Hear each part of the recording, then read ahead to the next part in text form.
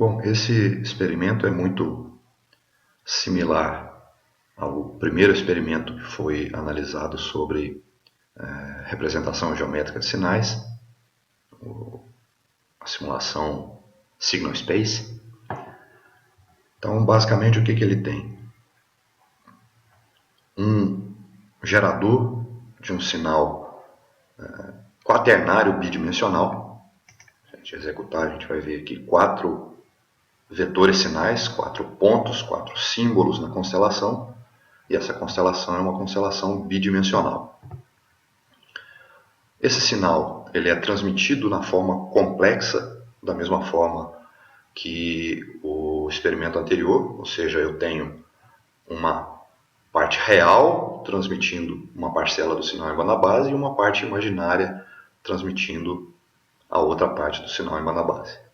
Ou, a outra maneira de analisar, como nós fizemos no experimento anterior, o sinal transmitido, a gente pode enxergar essa conexão mais larga aqui na saída do transmissor como sendo composta de duas conexões, de 2 fios, um carregando a parte real do sinal e o outro carregando a parte imaginária.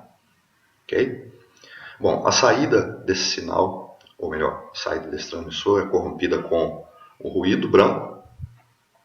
O sinal recebido passa pelo detetor e a principal diferença, além do formato da constelação, em relação ao experimento Signal Space, é que no experimento Signal Space eu não tinha nada além do detetor.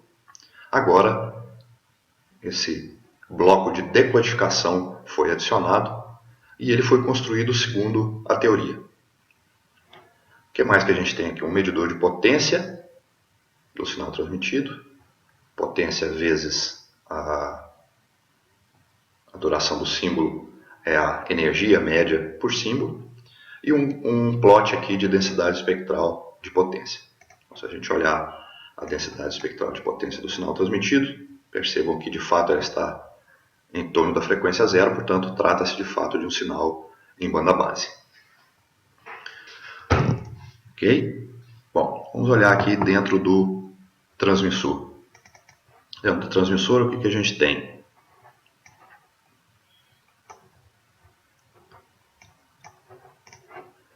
Símbolos aleatoriamente sendo gerados, 4 símbolos. Esses símbolos entram nesse bloco, como vocês veem, é uma lookup table. O que significa isso? Que a cada símbolo gerado aqui na entrada, eu gero símbolos de número 1, 2, 3 e 4. A cada símbolo gerado eu gero aqui na saída dessa lookup table os valores das amplitudes do sinal real e os valores das amplitudes do sinal imaginário. Se a gente verificar essa lookup table, ela está aqui, ou seja, se entrar o símbolo número 1, eu gero 1,5 volt na parte real, 1,5 volt na parte imaginária. Se entrar o símbolo 2, menos 1 volt na parte real, 1 volt na parte imaginária e assim por diante. Então, esses valores aqui são os valores dos símbolos na parte real e esses valores são os valores dos símbolos na parte imaginária. Ok? Esses valores de amplitude são agrupados aqui nesse valor complexo. Os demais blocos são blocos de configuração desse transmissor. Bom, assim como a gente viu no experimento Signal Space, as amplitudes do sinal transmitido são multiplicadas por raiz de t, de tal forma que a gente represente corretamente esses símbolos na constelação. E o que significa representar corretamente esses símbolos? Essa multiplicação aqui por raiz de t garante que a distância de cada um desses pontos à origem da constelação é a raiz quadrada da energia de cada um dos símbolos. Ok? Aqui a gente tem a constelação do sinal na entrada do detetor e aqui a constelação do sinal na saída do detetor. Então, mais uma vez, a gente verifica a melhoria produzida na constelação da entrada para a saída do detetor. Ou seja, o detetor funciona aqui como um elemento entre aspas, de limpeza do sinal. Ele diminui a influência do ruído nas variáveis de decisão x1 e x2. Bom, em seguida vem o bloco de decodificação. O bloco de decodificação ele opera a partir do vetor recebido x, e o vetor recebido x contém como componentes x1, x2, etc. até xn. Mas como aqui a sinalização é bidimensional, então eu tenho apenas x1 e x2. Qual é o papel desse decodificador? O papel dele é literalmente medir a distância euclidiana do ponto, por exemplo. Digamos que eu receba um ponto nessa constelação. Digamos que eu receba um ponto onde está aqui o cursor do mouse. Vamos pegar esse aqui, por exemplo. O que o bloco de decodificação faz? Ele mede a distância euclidiana desse ponto em relação aos pontos originais, ou seja, em relação a esses pontos, e apresenta na sua saída o símbolo que corresponde, o número do símbolo, o índice do símbolo que corresponde à menor distância euclidiana. Então, por exemplo, se eu recebo um x nesse ponto, obviamente ele está mais perto dessa posição do que dessa ou dessa. Ou seja, o decodificador vai dizer então que o símbolo transmitido é esse cara aqui. Ok?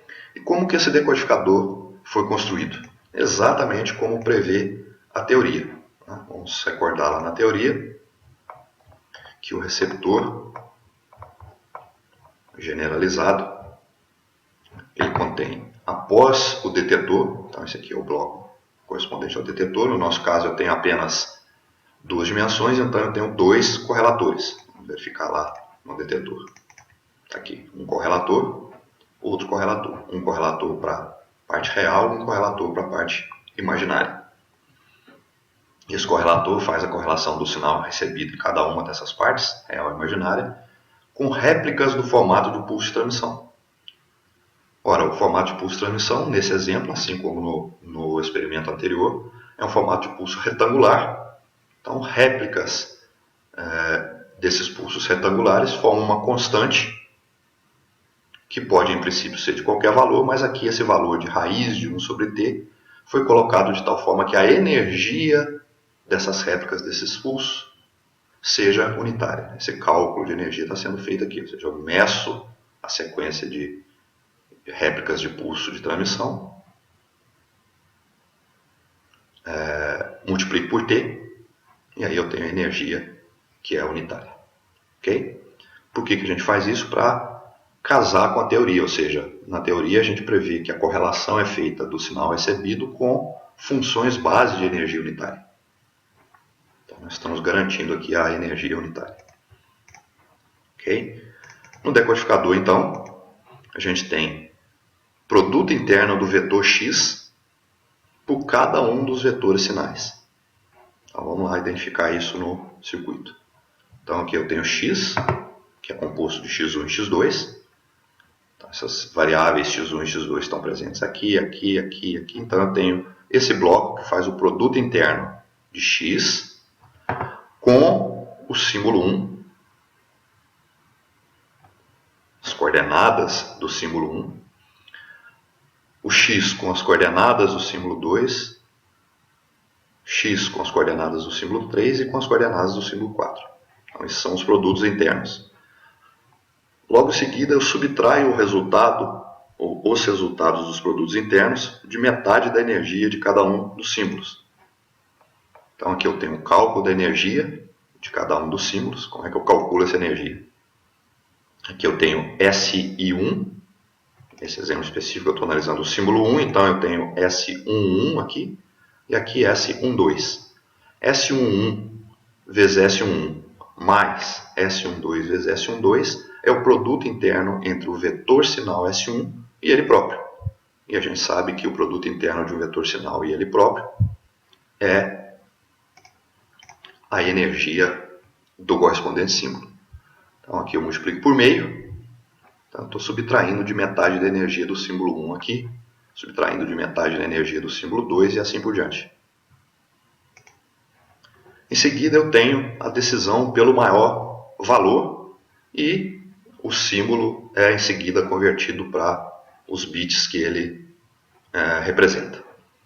Então aqui eu tenho os valores de saída dos bloquinhos de subtração alimentar da energia. Vou aqui selecionar qual é o maior valor. Nesse exemplo específico, dá para a gente ver que o maior valor é esse, 0.296. Está aqui o maior valor. E de fato esse valor corresponde ao símbolo de número 4. Então está aqui o símbolo de número 4. Aqui eu teria então a conversão do símbolo de número 4 para os bits que ele representa. A gente não está fazendo essa conversão aqui, porque a gente está em seguida fazendo um cálculo não de probabilidade ou de taxa de erro de bit, a gente está fazendo um cálculo de taxa de erro de símbolo. Então, estou transmitindo símbolos, estou recebendo símbolos, portanto eu comparo os símbolos transmitidos com os símbolos recebidos e meço aqui a taxa de erro de símbolos, dividindo o número de símbolos errados pelo número de símbolos transmitidos. Nessa execução do experimento dá para a gente perceber que não aconteceu nenhum erro. Ok? Muito bem. Outro detalhe aqui é que o transmissor, se a gente prestar atenção, ele não está aparentemente sendo construído exatamente como prevê a teoria. Mas, na verdade, é só uma aparência. Ele de fato está sendo construído sim conforme a teoria. O que a teoria prevê? Que eu tenha aqui os bits convertidos para a forma paralela. Então, como nós vimos, eu não tenho bits sendo transmitidos, e sim os símbolos diretamente. Eu não estou analisando taxa de erro de bits. Os símbolos são aplicados a LUT, a Lookup Table, e a Lookup Table é responsável por gerar os coeficientes dos vetores sinais. No nosso caso, eu tenho duas dimensões, então eu tenho apenas dois ramos. Dá para ver aqui que eu tenho na saída da LUT dois ramos. E o que eu estou gerando naquela simulação já é diretamente o produto de S1 vezes Φ1 e S2 vezes Φ2. São esses valores aqui, ou seja, esse valor aqui já está na parte real, esse valor aqui já está na parte imaginária. E a diferença fundamental para o que está implementado lá na simulação é que, em vez de somar esses valores, eu estou transmitindo esse valor por um único fio, ou seja, esse valor aqui ele é transmitido por um dos fios que está presente aqui, e esse valor é transmitido pelo outro. Esse valor é transmitido por outro fio. Por que eu estou fazendo isso? Porque eu não estou de fato usando funções base, que são aquelas funções que permitem que eu faça a combinação linear dos sinais aqui e desfaça a combinação linear aqui. Ok?